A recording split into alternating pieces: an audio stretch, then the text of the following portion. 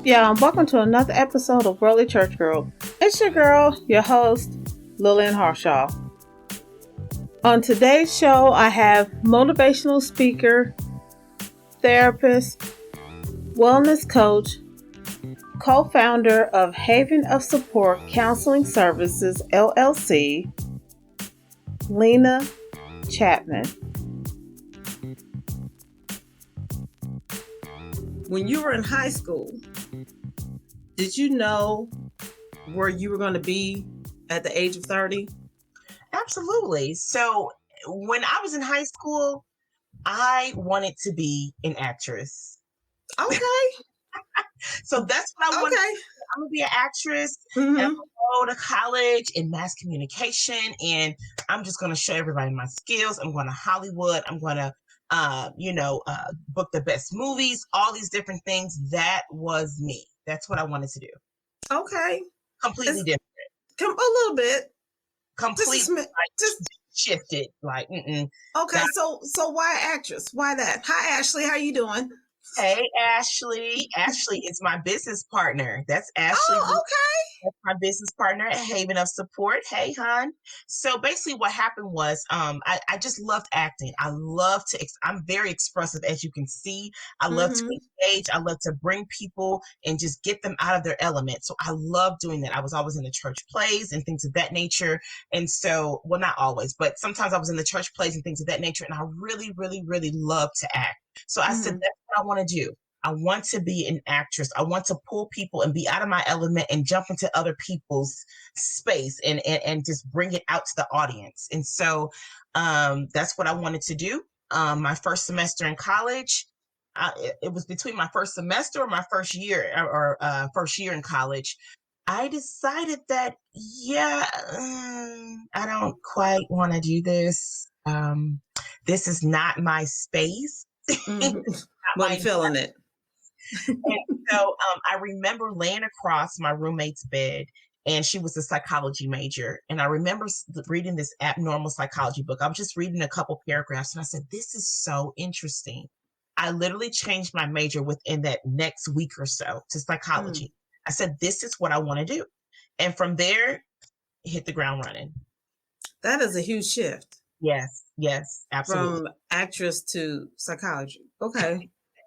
and because that was my next question, what led you to that? Because again, an extremely huge shift. Now, what was the driving force that kept you going to pursue that even further? Because you really pursued that hard. Yes. So what really just drew me in was definitely just the mind. And honestly, if you talk to a lot of counselors, psychologists, whoever are in the, let's just say, the mental health field, there was always someone in their family who just had them, just was like, something is just, what is it? What's wrong? What happened? How can you be the way you are? And so there was someone in my family that was that way. And I just wanted to know what made their mind do what it did and what made them act out in the behavior that they did. So that was one of my driving force, trying to figure out where their mind was.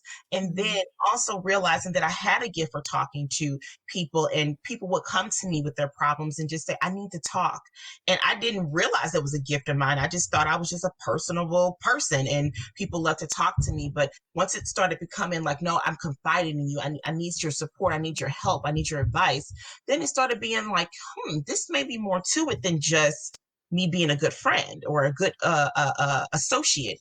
This is more than this. So it definitely it was me exercising my gift. Yeah. Right. So would you say that I'm going to go a little churchy. Would you say that your gift of discernment kicked into your studies, more or less? I would say that at that time, so I grew up in church all my life, seriously. And so I would say I did not quite understand what was going on, but as I look back, yes, it was. It was that basically the Holy Spirit leading and guiding me. Okay, this is what's going on. Just be a listening ear. Know when to shut up and when to actually put my input in and things of that nature. And so as I was studying, it became more interesting to me because it was like the mind, and how the mind works and how God wired the mind. Now I'm saying that now, back then it was just the science part of it. But now as I see, it's like, no, it's the creation part of the mind, the creation part of the being, a people that was interesting to me. And so it was just that piece of it. Yeah. Now, what would you say, what would you say is the biggest misconception of receiving help, mental help for that matter? Mm-hmm. Okay, so I'm gonna say it with a story. How about this? Okay. So, I was pregnant with my first child in 2011, 2012, and so I went through a very rough time. And after I had him, I thought I just had the baby blues. That 6 weeks they give your hormones time to readjust and things of that nature, but it lingered. And I remember going to my OBGYN and that 6 week appointment, and he was just like, "Are you okay?" And I was like, "No, I don't really know." And I remember he handed me some cards for a therapist. Now keep in mind, I'm in school to be a therapist, okay? I'm in school to be a professional counselor here. And when he handed me these cards, I said, maybe I should go. But it was something that happened. I remember taking him home to my husband. He was just like, I don't know. And then I became discouraged. Now, he said that because, he was afraid himself. And then that made me afraid. So it wasn't necessarily like he didn't want me to go, but he just was like, I don't know. They're going to put you on medicine, things of that nature. And I felt like I went through this point. I went through this point because there was oftentimes I was sitting in the church. I was sitting in the church and I was having issues with things of issues and things of that nature. And it was very hard for me. And so basically, I sat in church dealing with these things, anxiety and depression, and I was afraid to reach out. So I was afraid to go get help, even though I knew that there was nothing wrong with it. I was scared. And so I felt like I went through that period in my life in order to be on the other side of it, to know what people are going through when it comes to the church. There's people who are sitting there, it's just like, I'm suffering in silence. And I feel like I should just go to the altar and pray. And maybe it'll go away. Maybe I can shout my way through. Maybe I can praise my way through, which is an awesome avenue. But there was so much more to it that I needed. And so God had to put me in that position in order for me to understand on the other side of it, to say it's not so much of people, they just don't want to get help, but it's very scary. It's a scary thing to say, I'm not okay and I need some extra support and I have to reach out beyond my support system. Right. And I was going to ask you that why do you think it's so hard for the church to go and get professional help? Why do you think that is? Well, there's a couple reasons. One is that it is foreign. It's a foreign thing, and I don't blame anyone. I understand why it's a hard thing to do because, first of all, when you're talking about therapists, you're talking about your mind. And a lot of people are like, I don't want people messing with my mind because I feel like I'm trying to keep it together. And if you go looking at something and everything falls apart, then what? So it's, first of all, it's scary. The other thing is the misconception of what therapy is. If we really look at therapy as an extension of the altar, if we would really look at therapy as a space where God uses therapy to help deliver his people, then we won't be so scared to actually utilize that resource. Okay. And so that's another avenue that, people can take when it comes to therapy. And so when we talk about like counselors and therapists and mental health advocates and things of that nature, is really looking at it as a resource from the source. Right. Yes. Amen. And I think another part of it is, and this is my personal, very uneducated professional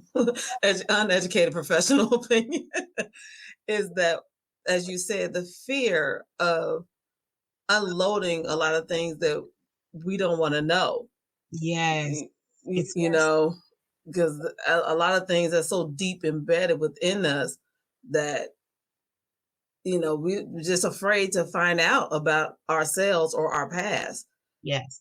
And because from what I've heard of most people who do go to therapy is that most of the time they end up finding out it's not other people that cause the pain. They end up causing the pain to themselves.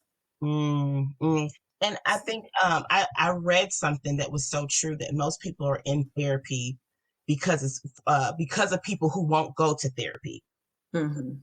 And so it's very difficult. Yes, things have happened to us, but we are very responsible for our healing.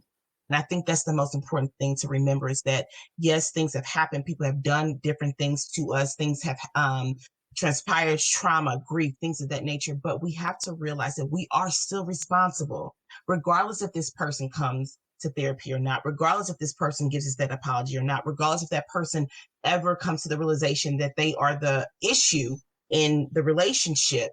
We still have a responsibility. I have a responsibility. You have a responsibility. Everybody has a responsibility for their healing so that they can move forward and fulfill their purpose.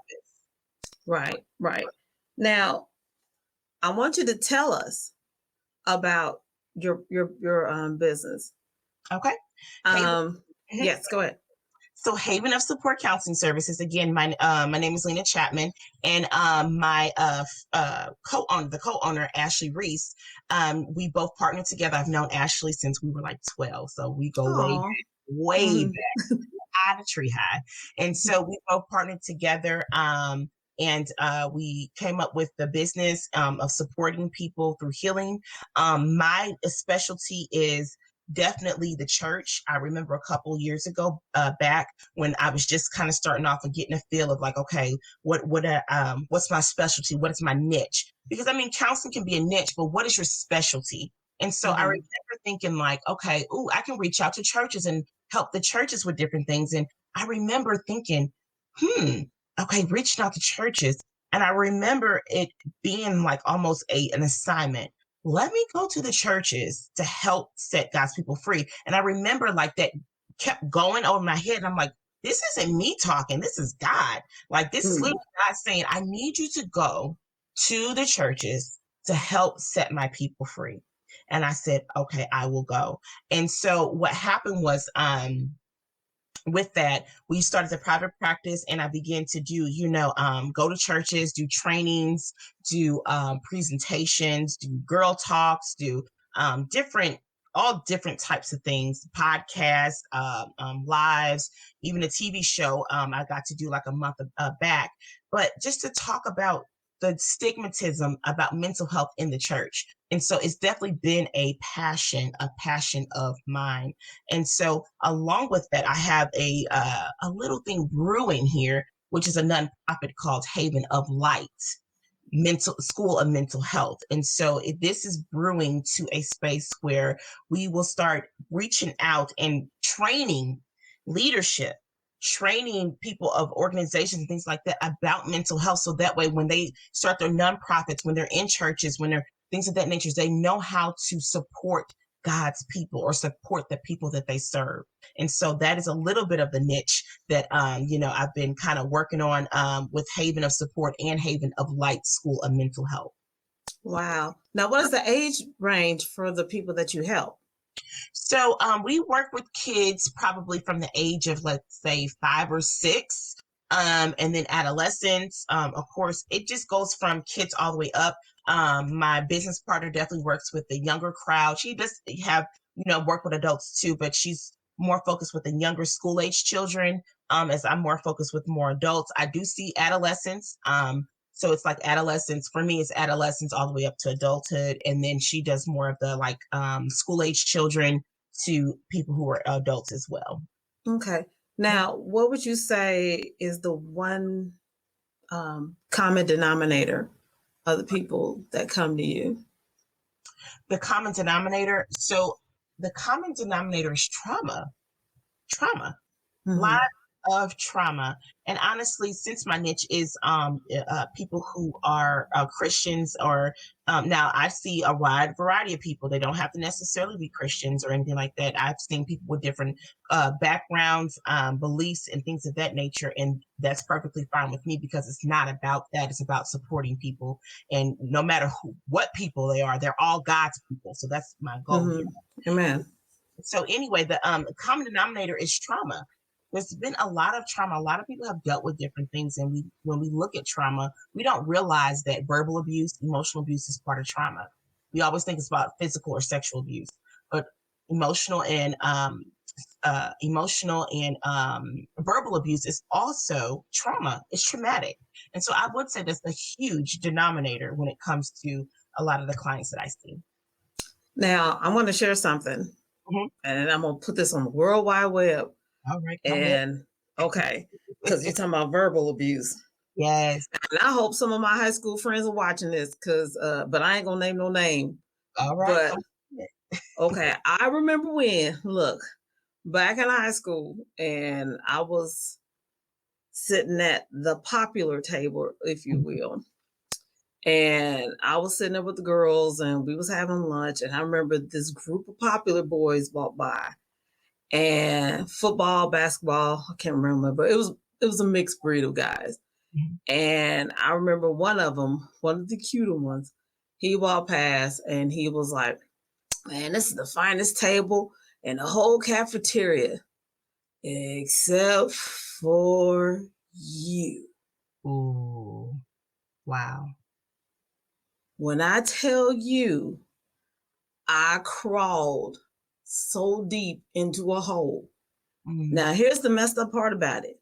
Mm-hmm. Now, one of them girls stood up for me, and not one of them dudes stood up for me.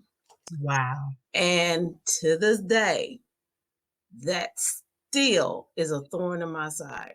Yes. To this day. And here's what's even worse. About maybe 11 years ago, that same guy inboxed me in Facebook. I had the biggest crush on you in high school. Wow. Bro, you lying. Mm-hmm. I didn't even tell him. I still to this day have not told him that he said that or did that, or I'm still carrying that pain about that. But anyway, that's neither here nor there. But words have so much impact on somebody. So here I am, 49, talking about something that happened to me when I was probably 14. And traumatized, because I was freshman year, so I had to have been like 14 or whatever, something like that. And I think he was like a senior. But yeah, traumatized. So yeah.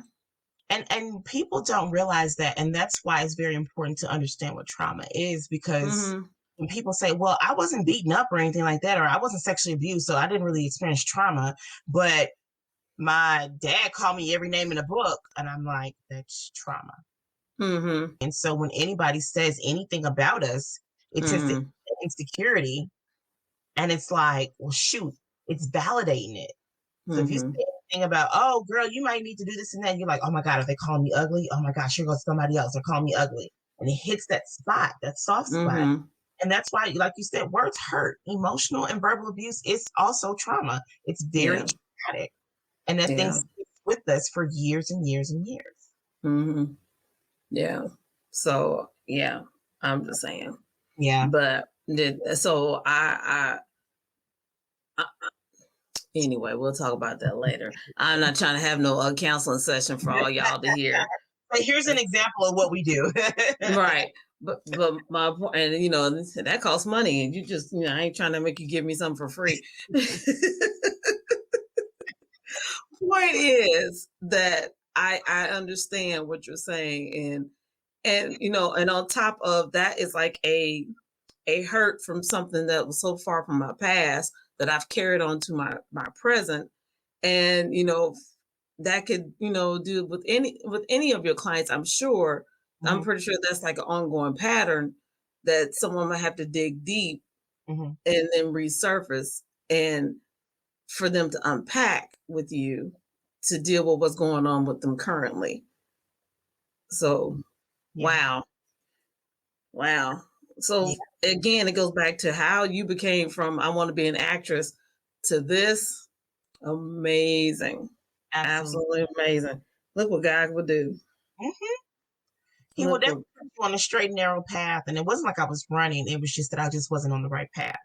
But I do feel like it's all purposeful, because the things that I did learn in mass communication about speaking and enunciating and making sure you draw in the audience and things like that, that definitely helps me when it comes to presentations, when it comes to, trainings and things like that to draw your audience in. So it definitely wasn't in vain. It wasn't a waste of time. It literally God's way of saying, okay, you're going to need this in your tool belt for later on. So go ahead and stuff that over here until later on. Yep. Right.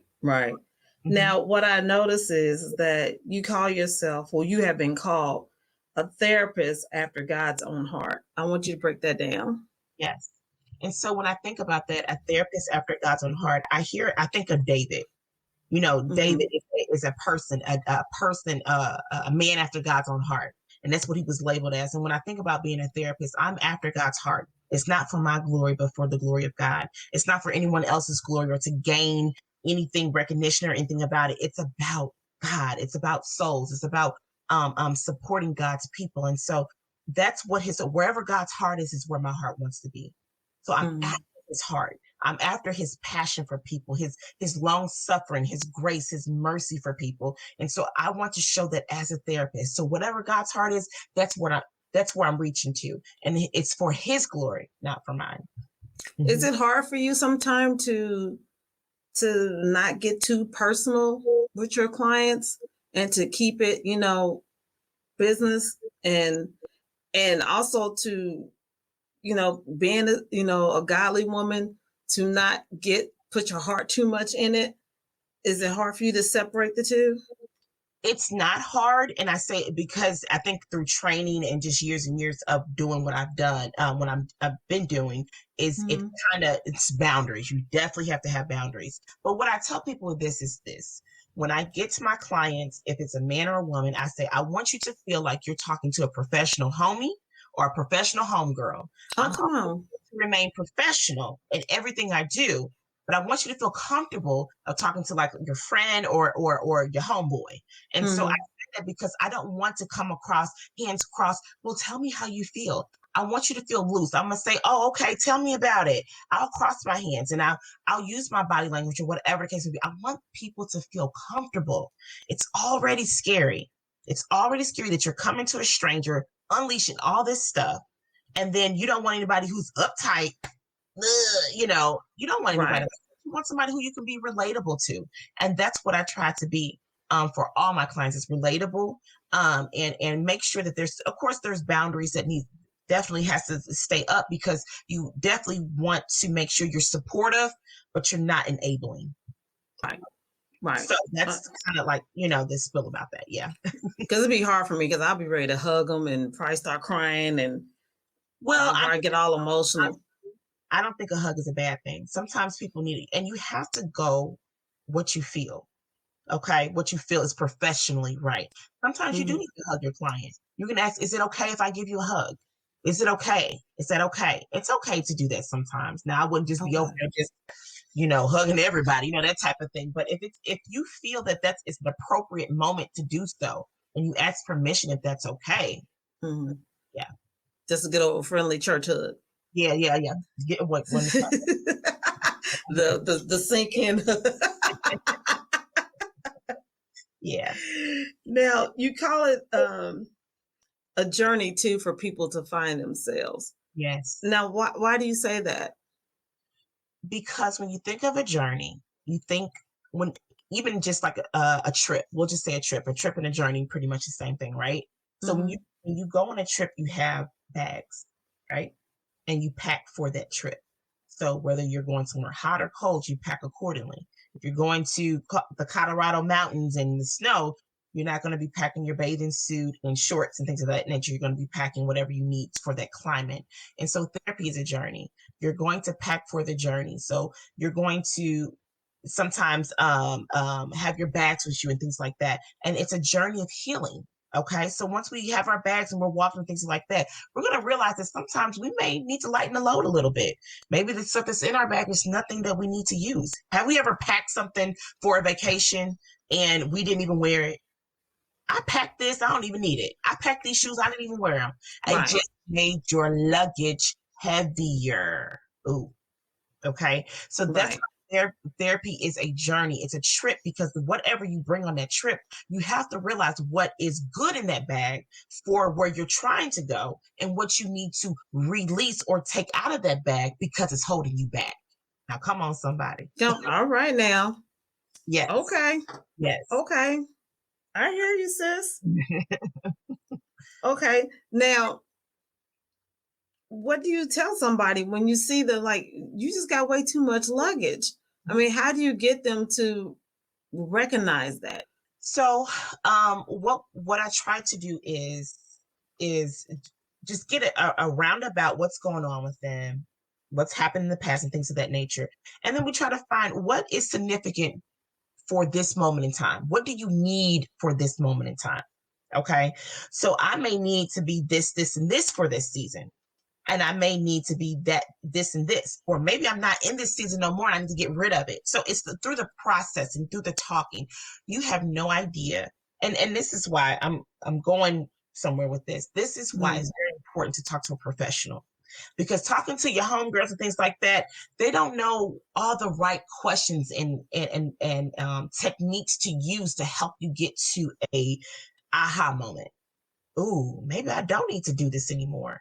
Oh, maybe I don't need to keep my defenses up all the time because I'm not in a traumatic situation anymore. But I've been treating everybody as if I've been in this traumatic situation, and I'm always in fight mode. I'm always in fight mode. And so you start to realize, like, okay, so we're always in fight mode, but are you in danger? Well, no, I'm not. So maybe we need to take that load out, take that out, and use that for a time at another time. But we need to take this off and say, okay. And then you get the tools and the strategies on how to do so. But that's why I feel like it's very important is just to process and let them talk it out. A lot of times people process through talking. Now, okay, that is very true. Now, that's a good point. Now, how do you even let your friend know? Maybe you need to go see some professional help without offending them. Oh, I'm gonna be honest. That's a tough one because people can get defensive or offended when you tell them that, hey, I think you need to see some professional help. But it's through love and kindness how you use your words. You know, just say, hey, pull them aside. Don't do it in a joke. Girl, you need a therapist. What's wrong with you? You crazy. You always telling me, I don't want to hear that no more. This and that. It probably takes a gentle heart to say, I've noticed you've been going through some things and you haven't been the same lately. And sometimes you may need an outside ear.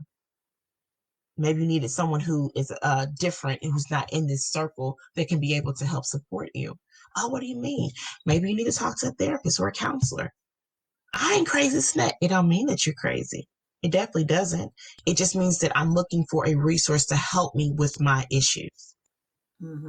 Yeah. Because after a while, there's only so much advice, as you said, that we can give a person and a family member, or like you said, a friend, to where you have to be like, even interventions, because how sometimes you said let's do an intervention and all of us get together and talk to them, and you just cringe. You just cringe. What is your advice on interventions?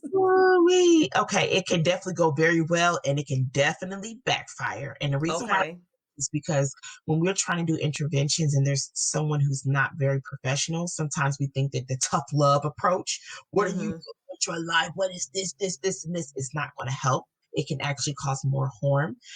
Sometimes we don't have the right words on how to say different things, and so we can actually do more harm. Can you imagine you dealing with something and everyone sees it, and then you go into a room of 15 people and they're saying, look at you. It's you. Yeah. How damaging that can be. So that's why I kind of cringe, because I'm just like, I think a lot of people know when they have issues. I don't think they're like just blinded and saying, oh, no, I don't have a problem. They may say it out loud, but in the inside they know. And so when we do these interventions, we have to be very careful about our approach to it and making sure that we're not aligning 15 people to gang up to say, we all see the same thing. And you need to get your life together. You need to just get a job. You need to just do this. You need to just like, how damaging can that be when you're the one who's actually sitting in the chair that everybody's talking about? Right. Saying there's something wrong with you. Absolutely. Absolutely. That's why I cringed. Okay. Yeah. I mean, okay, well, what if they shrink the number of the intervention, just a couple, a few, like a few, would you say that would be a better choice to do an intervention? I would say you need to know the person and what their preferences are. And sometimes it doesn't take 15 million people or 2 or 3 people. Sometimes it just takes one caring person to come and pull that person aside. Let's go out to eat. Hey, are you okay? How are things going? Mm-hmm. Because even 2 or 3 is can be too much. So you got to know who you're talking to and not just say, no, we're going to do this and we're going to get this straight. Yeah, let's do it in a very helpful and supportive way versus pointing the finger. So yeah, sometimes 3 people can work. Sometimes just pulling that person aside and taking them out to eat, or, doing something special with that person, maybe going on a walk and just saying, hey, I just noticed that you're a little bit different. Are you okay? Can we just start with that question? Are you okay? Versus giving out this advice, unsolicited advice at that. Just telling you, do this, you need to do that, you do that. Hey, are you okay? How can I support you? Right. What do you need from me? Let's start with those questions versus, Right. Because if they're like me, if someone asks me if I'm okay, I immediately start crying because I'm not okay. Yeah. Because then I'm gonna let you know. Yeah. And there's your starting point there. Yeah. Because that lets you know I know I'm not okay. I'm a big old mess. Yeah. So, and because I know that you cared enough, you saw that I'm not okay. Yeah. So that is the passion.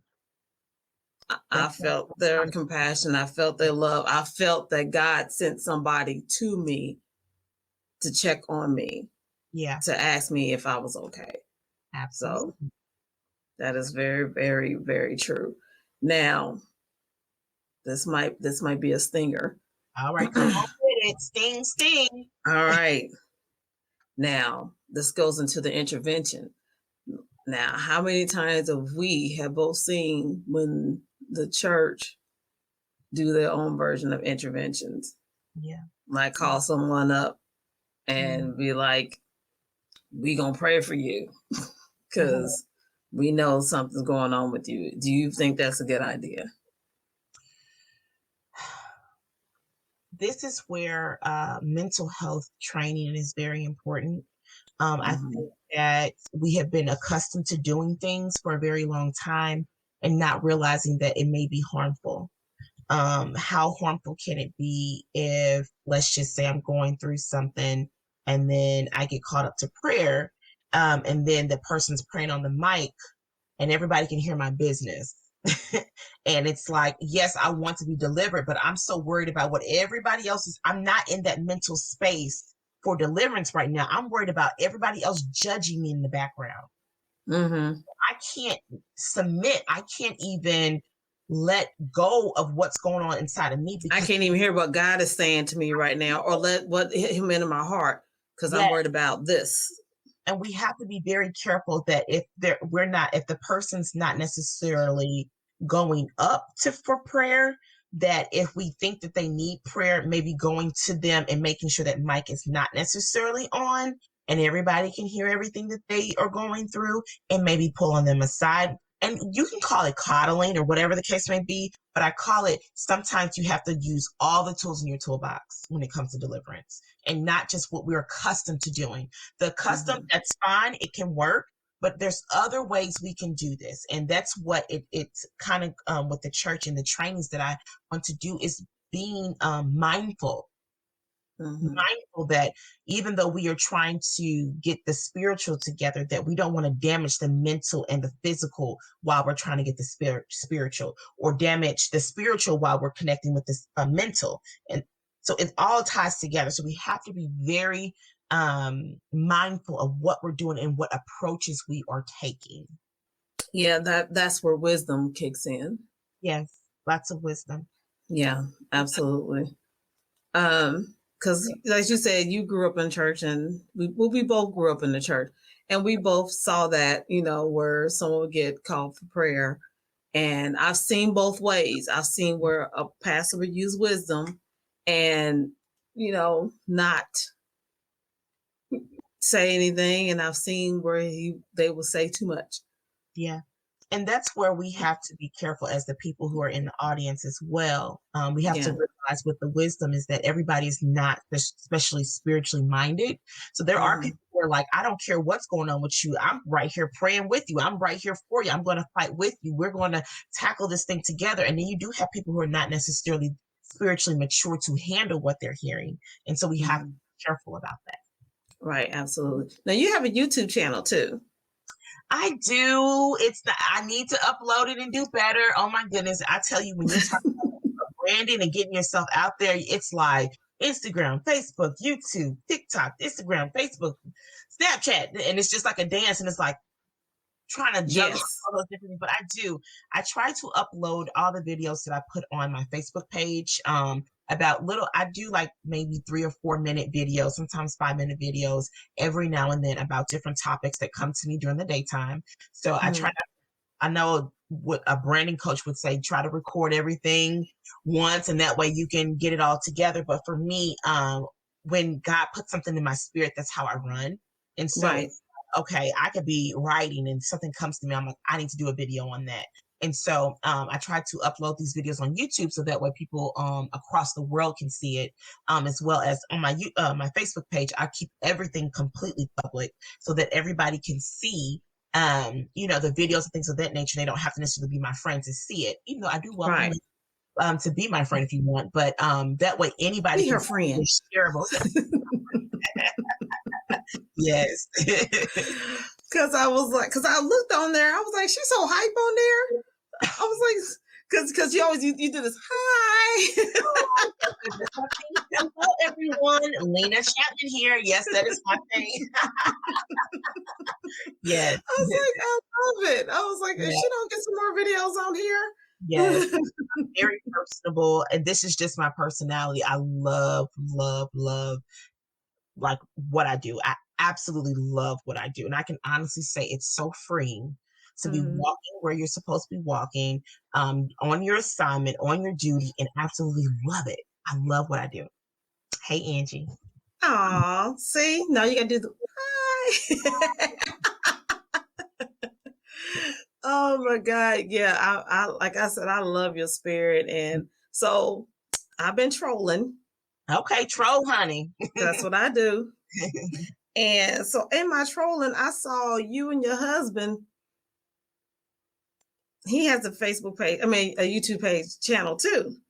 Yes, he does. J Chap Snacks. So he likes Yeah. to fry different snacks, like the new snacks. So he works for Walgreens. He's a store manager for Walgreens. And so he would often come home with like the weirdest like cereals and Hmm. chips and cookies. And I'm like, "Oh, here, try this." I'm like, I'm not eating that. No, I like just give me the plain, whatever it is. I don't have to do all of that.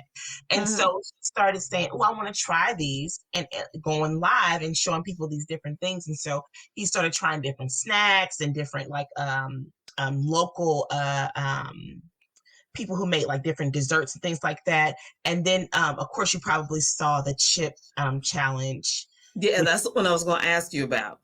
That hot chip, why? Why did you do that to yourself? Yeah, lean in. Why did you do that to yourself? what I was that's why you don't let people hype you up, okay? So that's a life lesson. Don't let people hype you up. I already knew I didn't want to do it. I could smell the chips smelled horrible. Horrible. And I knew I didn't want to eat it. I was just like, oh, I'm gonna get on here with my honey bun and I'm just gonna diss with him. Oh, that's what I call my husband. I call him Honey Bunny. When I got on there, when I started chewing in my head, it was like my body was reacting to a foreign object. My head started itching. I started Girl, getting I was crying watching that. I was I like, didn't why know did what to do. I was like, I was like, what? Why? Because I saw you because first I thought you psyched him out because you look like this and act like you ate it. It was like I was like, good for her, but then you did it. I was like, no, ma'am, and no. and my big mistake is I drank water and And I water was about to say that. I was like, what did you do word. that for? And Water I was reading the comments and I was cracking up. They was like, don't drink water. Stop drinking the water. Stop drinking water. You just kept drinking water, putting water on the towel, putting it on you. I was like, what is she doing, Jesus? Make her stop. And that's Everybody screaming, ice cream. when you start panicking, you cannot think. You cannot think clearly. And see, there was a mental health piece in here too. When you are in a crisis mode, you are not thinking clearly and you start to do things that are damaging to you, even though people are trying to help you. And that's Look. a moment right there. When people were like, don't drink the water, I'm like, in my mind, I said, water's good for you. Water puts out fire. Look, you drinking water. He was smacking his stomach in labor, rubbing his stomach. You was rubbing his head, putting water on his head. The kids was in the camera. I was like, there is so much happening. I was like, Jesus. Yes, it was a circus in that living room. And then afterwards was even worse. So the camera goes off and we're looking at each other like, we will never do that. And that was one chip. One chip. One chip. We had a half a chip. Well, he ate a chip before then, and we both had like a half a chip. So we bought same chip? So we bought 2 chips. Mm-hmm. So he had one before. And he went through that and they psyched him up. They hyped him up again to do another one. And I said, I'll do it with you. So he did it and he cut it in half and we did that one together. No, ma'am. Yes. No, ma'am. Who does that? Mm-mm. No. Mm-mm. I would have passed when I got to the smell. No. The smell was horrible. The smell of the chip. It was your facial expression because you was just like, I was like, why is she doing it? No, I know her, love her some him, but no. Yes. Don't, lesson learned. Don't let people hype you up, okay? It's not husband or not. No. Don't let anybody hype you up. And the comments was telling you don't do it, and you did it anyway. And I did it anyway. The people loved you and was telling you don't do it, and you did it anyway. The people, like, no. And I was like, yeah, I'm gonna try. Never. The people loved you and said, eat ice cream, but you just... that was what happens when you're in panic mode. When you panic, you don't listen to anything. You think you know what's best for you. And all the while you're hurting yourself because you won't listen to somebody else who's trying to help you. So there's that. Yep. Pretty much. That was hilarious. Which is a great segue from my next question. What advice would you give someone who's afraid of professional help? I would say, listen, we jump in and try different things all the time. We try different foods. It may work out for us, it may not. We try different clothing, different styles of clothing. We try different hairstyles. We try a lot of different things on a daily basis. So why not try something that's actually going to better yourself or help you reach your fullest potential in life? And so if you are scared, sometimes you have to jump in scared. Most of my clients with their first session, they're like, oh my gosh, that's the first thing I ask them, how are you feeling? I'm nervous. I'm scared. I don't know what's going to happen. And then I reassure them and let them know that this is not that. We're going to take it slow. And so sometimes you do have to jump in the deep end and just swim. Swim. Yeah. And just know that even though you jumped in the deep end, there was a lifesaver sitting there ready for you to help you through it and say, okay, let's go. Flap those arms, kick those legs. You got this. Come on. You got it. And if you need me to jump in there with you, I will. Weave and all. Yes, ma'am. Because I am willing to get there with you to help you float on your own. So I'll do the rescue part, but then there's another part where it's like, okay, now I'm going to teach you how to float on your own. Yes. So you can float and you go through life and you learn these coping skills and then you can do this on your own. Yes. Yes. Amen. Now what's next for you, lady? Oh boy, I have a lot of things next. Come on with it. And come on now. I'm going to get Haven of Light School of Mental Health together. I do want to start teaching people who look like us, people of color, how to support people with mental health issues, how to support the church, and having mental health advocates in every church. I want every church to have a therapist assigned to them. So this is what my goal is. I want to get this, the School of Mental Health started so that way we can get government funding to help support our people who look like us. So yes, the big piece is the church part, but there's a whole nother piece of this where I want to start training counselors and therapists how to work with our people. Now, keep in mind, when we go to grad school and things of that nature, we are pretty much the minority in that room. And then we're learning about psychology about a whole bunch of middle-aged Caucasian people. and people who started psychology. And so we're learning from that aspect when there's such a big, broad piece of it that the minorities don't really reach. We don't really get into that piece. And so we learn all these things, and then we have to, as a minority counselor, we have to flip everything we learn and tailor it to fit our people. So why not we teach our people how to support our people, not to limit it, but to give us another avenue, another tool in order to help our community. Okay. Amen. Yes. Now, how can people contact you? Yes. So you can contact me. Again, it's Haven of Support Counseling Services. We do have a Facebook page. You can always message us on there. You can give us a call at 314-325-1995. You can also email us at info at havenofsupport.com. Okay. That's how you can get in contact. And if you need any extra support where you need to find a therapist, and let's just say I'm not in your state or things of that nature, you can always feel free to give me a call, and I can give you some resources for someone who is in your state who can serve you. Okay. And so, yep, that's how you can reach me. Wonderful. All right. If you could have any song be your theme song when you walked into a room, what would it be and why? Okay, a theme song. I have so many.